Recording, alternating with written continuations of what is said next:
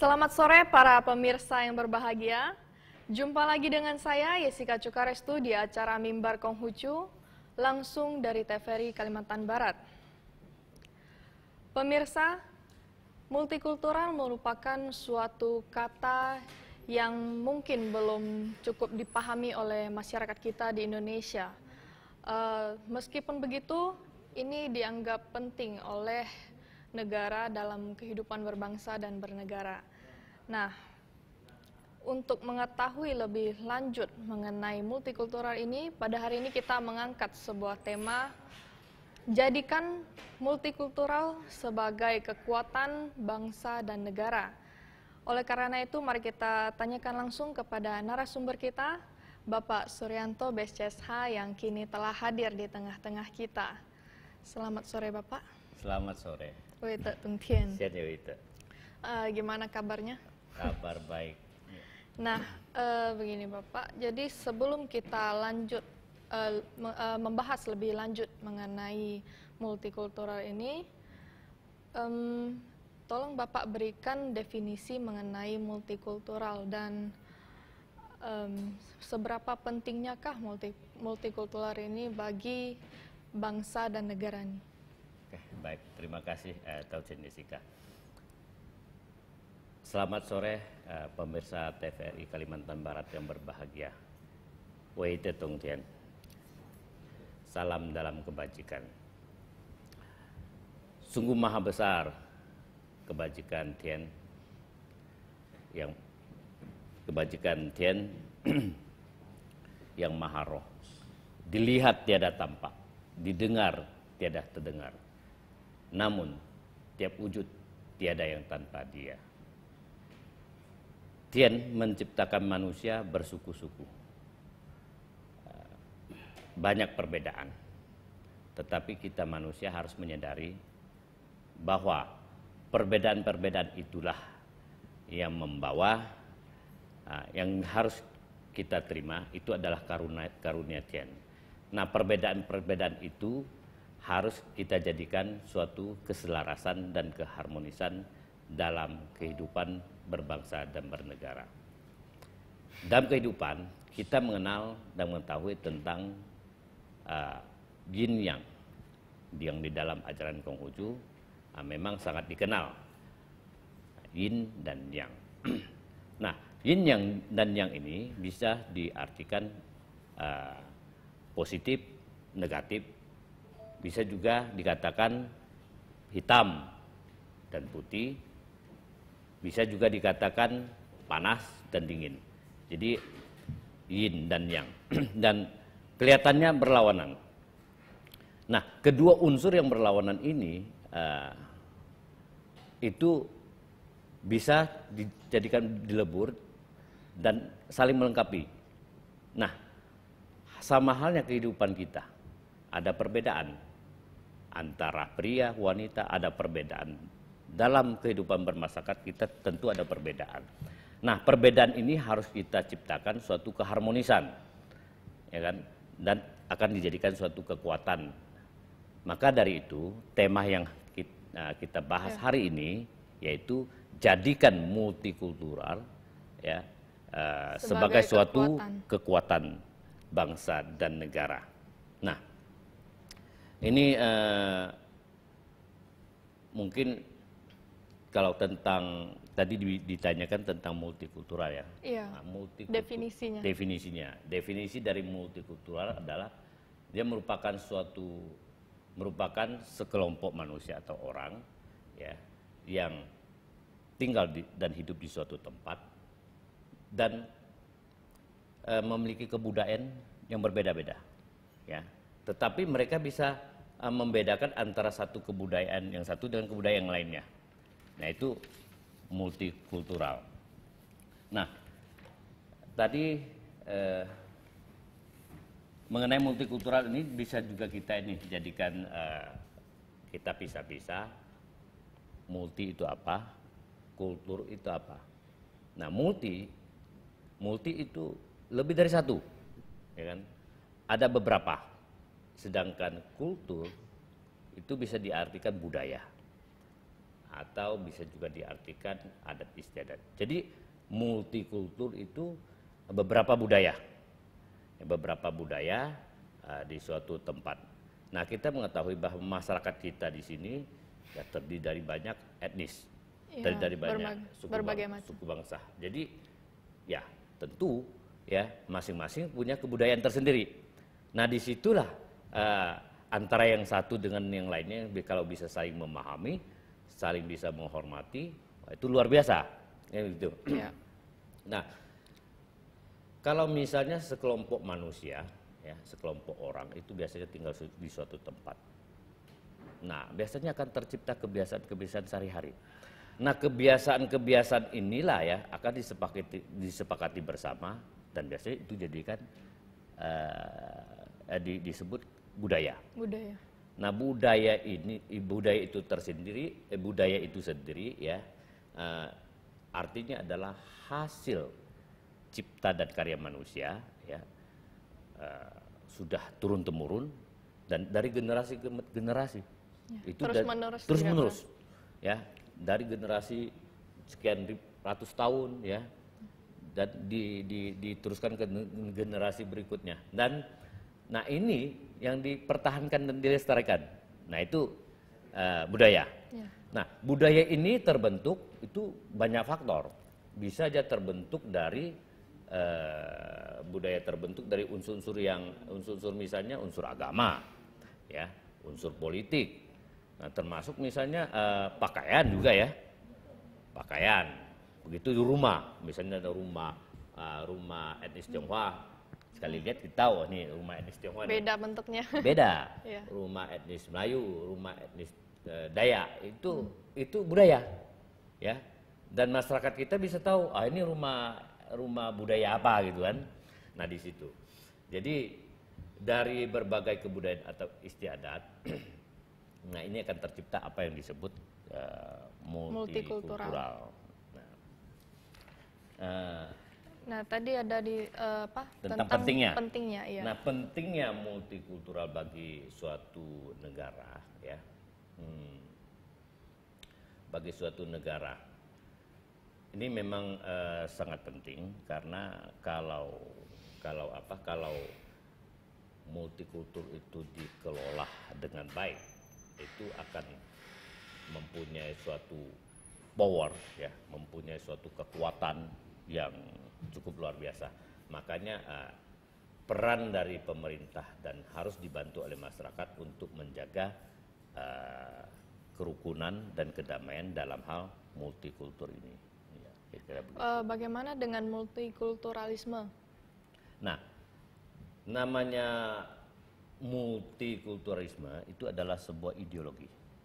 Sebuah ideologi yang mengakui dan mengagungkan perbedaan-perbedaan dalam kesederajatan. Jadi harus sederajat, ya. Harus sederajat. Nah, itu baik secara individu maupun secara kelompok. Itu. Ya. Jadi dia mengagungkan perbedaan dan kesederajatan. Itu merupakan suatu ideologi. Karena banyaknya ini perbedaan budaya seperti itu. Nah, bagaimana caranya agar tercipta suatu kerukunan? Nah, setiap orang, setiap warga, ya, warga masyarakat harus berpikir dalam perspektif pluralisme. Ya, harus berpikir dalam perspektif pluralisme. Nah, hal ini memang perlu dilatih, harus membiasakan diri dalam hal berpikir seperti itu. Nah, juga harus mengedepankan nilai-nilai kemanusiaan yang universal. Nah, ini yang paling penting, ya kan? Nah, keadaan tersebut juga tidak tumbuh dengan sendirinya, ya. Makanya terutama ketika seseorang itu dibesarkan dalam lingkungan yang homogen, ya. Nah, dan dia harus berlatih dan berpikir mengenai pluralisme itu atau multikultur itu. Nah, Saya pikir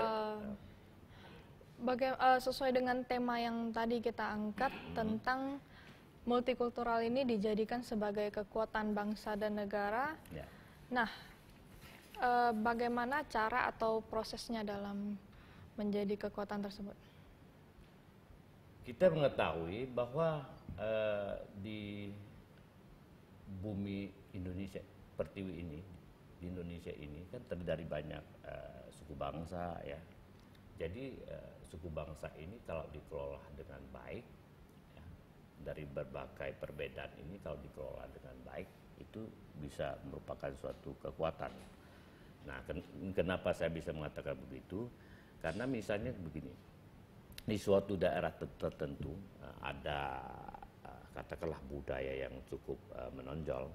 Nah, kalau tempat itu dikelola dengan baik, ya, misalnya ada tenaga-tenaga profesional yang mengelola tempat itu dijadikan suatu tempat pariwisata, misalnya, ya kan?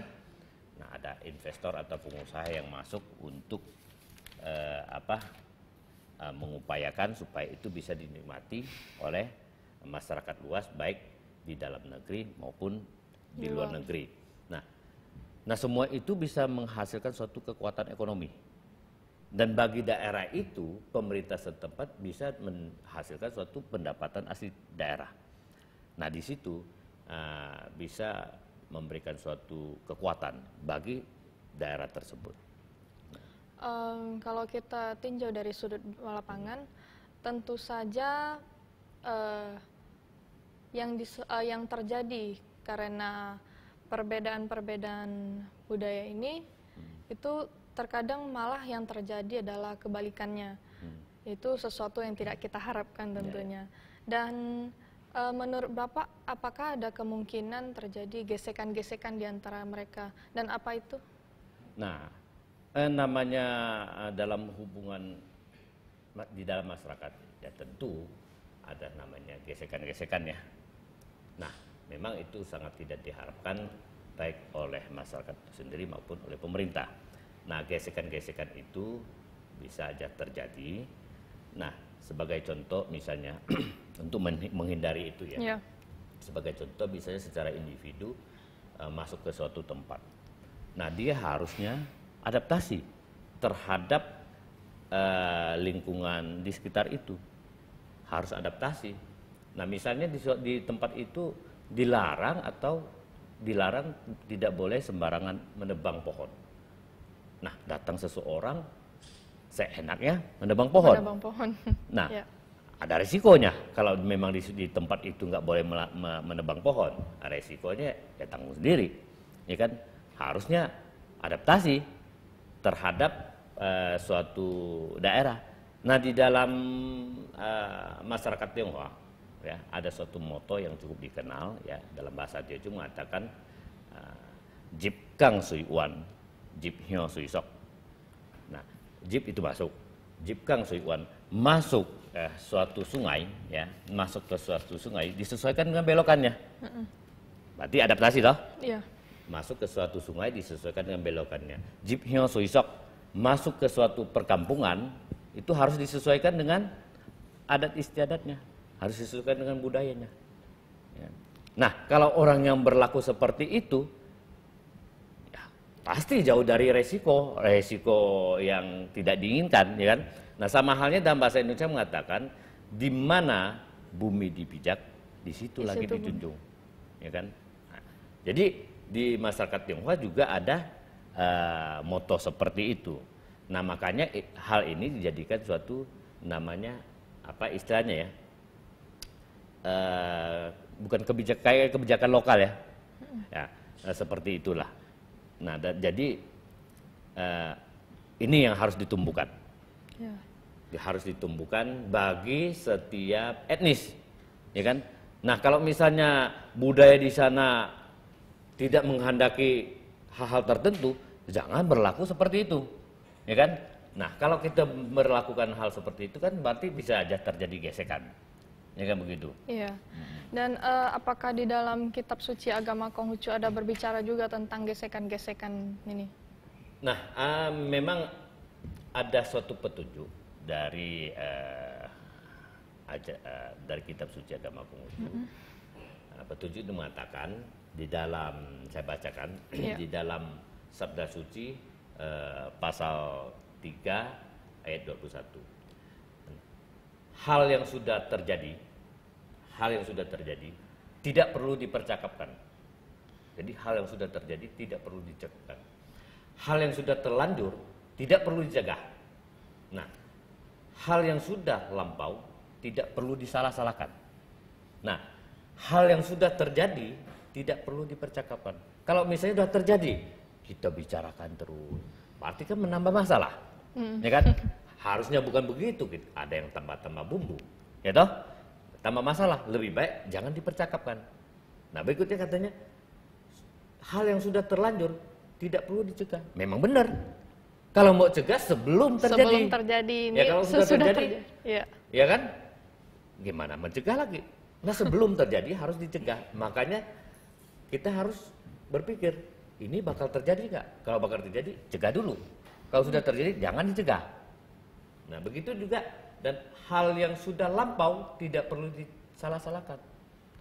Nah, itu dulu terjadi ini nih, kita salahkan lagi si A, si B, si C. Ya nggak perlu.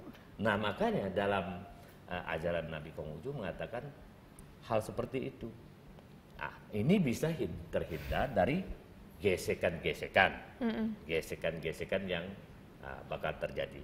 Maka kalau misalnya khusus untuk umat Konghucu, kalau mengetahui tentang hal ini, dia akan jauh dari gesekan-gesekan itu, jauh dari konflik gitu. Iya, jadi harus dicegah dulu ya. Betul. Dan ini artinya semua etnis harus akur dan harmonis supaya tercipta kerukunan, bukan begitu Pak? Iya, itu pasti, tentu. Dan bagaimana agar kerukunan ini tercipta ya sesuai dengan apa kitab suci yang Bapak jelaskan tadi? Nah, ini harus dipahami dan dilakukan baik dari stakeholder, ya, baik tinggi sampai ke akar rumput, ya, sampai ke akar rumput. Dan satu hal yang juga diajarkan oleh Nabi bahwa bila orang tidak mau berpikir tentang kemungkinan yang jauh, ya, kesusahan sudah di dekatnya. Ya. Nah, maksud dari ayat ini apa? Nah, sebelum terjadi ketidakharmonisan, sebelum terjadi ini, bagi siapapun harus berpikir tentang kemungkinan resikonya. Kemungkinan resiko. Sebelum terjadi ketidakharmonisan harus pikir dulu resikonya kira-kira itu apa, ya kan? Ya. Nah, bukannya sudah terjadi baru disesalkan, ya kan? Nah, sebelum terjadi harus dipikirkan dulu resiko-resikonya. Dan risiko ini bukan diri sendiri, bukan kenanya ke diri sendiri, bisa aja ke pihak lain, iya. Termasuk misalnya orang rumah, kena orang tua atau kena siapa. Jadi makanya kita dianjurkan bahwa bila orang tidak mau berpikir kemungkinan yang jauh, nah kesusahannya sudah di dekat dia. Sudah di dekat. Nah, apabila semua lapisan masyarakat ini menyadari akan hal itu, maka saya pikir kedamaian, ya, keharmonisan semua akan tercipta di tempat-tempat kita ini gitu. Jadi untuk menjaga kerukunan ini yang menjadi dasarnya itu perilaku individu ya Pak? Betul, sangat betul. Nah, adakah yang dibekalkan atau suatu nasihat dari Nabi Konghucu yang dapat dipegang oleh kita? Ya, memang paling penting dalam hal ini adalah perilaku kita sendiri ya. Kita berbuat bukan atas nama kita aja. Misalnya kita berbuat sesuatu yang salah atau berbuat sesuatu yang sangat benar ya, sampai masyarakat nasional dunia tahu, itu bukan nama kita aja, ya kan? Yeah. Kita berbuat sangat jelek juga bukan nama kita aja. Ya pertama, itu anak siapa ya? Ya kan? Nah, orang tua juga kena. Misalnya dia prestasinya dunia, wah ini si anak si A loh, ya kan? Nah, ditanya itu marga apa ya? Gitu? Oh, marga ini loh, ya kan? Marganya juga kena. Mungkin bisa ditanya, "Lah, ini agamanya ini loh," katanya. Jadi bukannya diri sendiri aja, baik berbuat kebajikan maupun berbuat yang jahat. Baik yang punya prestasi dunia maupun punya prestasi misalnya penjara, ya. Itu sebenarnya bukan nama dirinya aja. Ya, kaumnya juga kena, ya kan? Nah, Saling misalnya berkaitan, prestasi nasional, nama Kalbar juga kena. Hebat tuh si A, ya. Juara ini nasional atau internasional, nama Kalbar terangkat misalnya. Jadi bukan nama pribadinya aja. Nah, itu terus tadi ditanya mengenai nasihat Nabi Gongce. ya. Nah, dalam pergaulan sehari ini ya, Nabi Konghucu juga memberikan suatu anjuran bahwa seorang yang bercinta kasih hati-hati dalam berbicara. Ya kan? Mengapa hati-hati dalam bicara dapat dinamai bercinta kasih? Nabi bersabda, melaksanakan sesuatu itu sukar. Ya, melaksanakan sesuatu itu sukar, maka dapatkah orang tidak hati-hati dalam berbicara? Nah, maksud dari ayat ini adalah bahwa ketika kita berkomunikasi dengan orang lain, ya, atau dengan pihak lain, kita harus membedakan dengan siapa kita bicara, ya kan? Nah, terus dalam situasi apa? Nggak bisa asal ngerocos, ya kan? Iya. Dengan yang tua harus bagaimana? Dengan sederajat harus bagaimana? Ya kan? Dengan yang lebih muda harus bagaimana? Ketika orang lagi sibuk, bagaimana? Kita harus tahu kondisi itu, ya kan? Orang lagi nggak ada perhatian karena kesibukan lain, kita juga berbicara, ya kan? Nah, ini harus kita mengetahui. Dan sebenarnya masih banyak yang dapat kita bahas hari ini. Dan akan tetapi waktu tidak memungkinkan bagi kita untuk membahas semuanya. Oleh karena itu mari kita langsung ke kesimpulan aja. Ya. Dari serangkaian yang saya jelaskan tadi, ya, ada hal-hal yang sangat penting, ya, untuk bagaimana jadikan multikultur ini jadikan suatu kekuatan bagi bangsa dan negara. Sebetulnya itu ada 3 faktor yang utama. Faktor yang pertama adalah pemerintah. Faktor yang kedua adalah masyarakat. Dan faktor yang ketiga adalah alam atau geografis. Geografis. Ya, 3 faktor. Di mana letaknya peran pemerintah? Nah, kita ambil skup yang kecil aja ya, tingkat provinsi. Berarti di tingkat provinsi peran gubernur dan jajarannya, peran bupati dan jajarannya, peran dari wali kota dan jajarannya itu sangat penting dalam hal mendukung supaya multikultur itu dijadikan suatu kekuatan bagi bangsa dan negara. Di mana letak perannya? Perannya misalnya menyediakan sarana dan prasarana. Nah, ini sarana dan prasarana ini cukup, nah otomatis segala sesuatu akan lancar. Ya. Ya toh? Kalau jalan nggak ada, ya kan, listrik nggak ada, lain-lain nggak ada, susah. ya, gitu. Nah, mau maju toh? Nah, itu satu. Nah, stimulus, rangsangan berupa seperti apa? Nah, pembiayaan, ya, pembiayaan dalam bidang apa aja misalnya. Nah, ini penting pendidikan multikultur. Nah, pembiayaan dalam hal pendidikan di bidang multikultur. Itu satu. Yang kedua, mengenai penelitian dan development, penelitian, ya kan? Ya. Nah, penelitian bidang apa? Penelitian dalam bidang multikultur, ya kan? Dan bagaimana juga pengembangannya. Terus yang cukup penting itu penyederhanaan birokrasi, termasuk izin, ya kan? Mempermudah izin.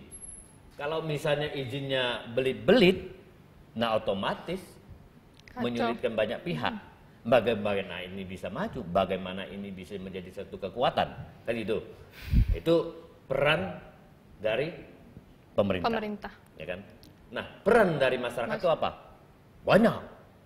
Itu masyarakat yang pertama Nah, kebudayaan ini ya itu harus dikelola secara profesional. Secara profesional dikelola. Nah, siapa yang bisa kelola dan profesional di bidang ini? Biasanya orang seni. Ya, seniman-seniman ini. Itu satu. Yang berikutnya harus didukung oleh siapa? Oleh pengusaha. Nah, pengusaha harus masuk ke bidang ini, ya kan? Bidang kebudayaan dan multikultural ini. Nah, harus masuk ke bidang ini baru bisa seimbang, saling mendukung. Nah, berikutnya adanya penelitian dan karya tulis, ya kan?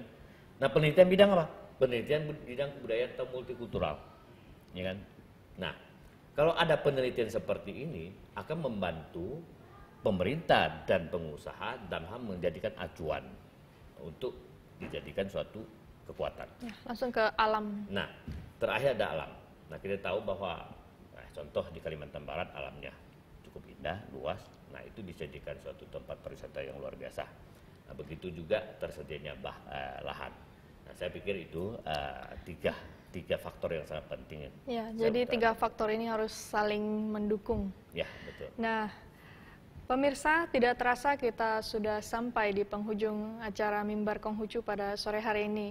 Dan semoga apa yang telah disampaikan oleh Bapak Suryanto dapat bermanfaat untuk kita di kehidupan sehari-hari. Dan sebelum mengundur diri, saya beserta kerabat kerja TVRI Kabar mengucapkan terima kasih atas perhatian dan kebersamaannya. Sampai jumpa lagi di acara Mimbar Konghucu yang berikutnya.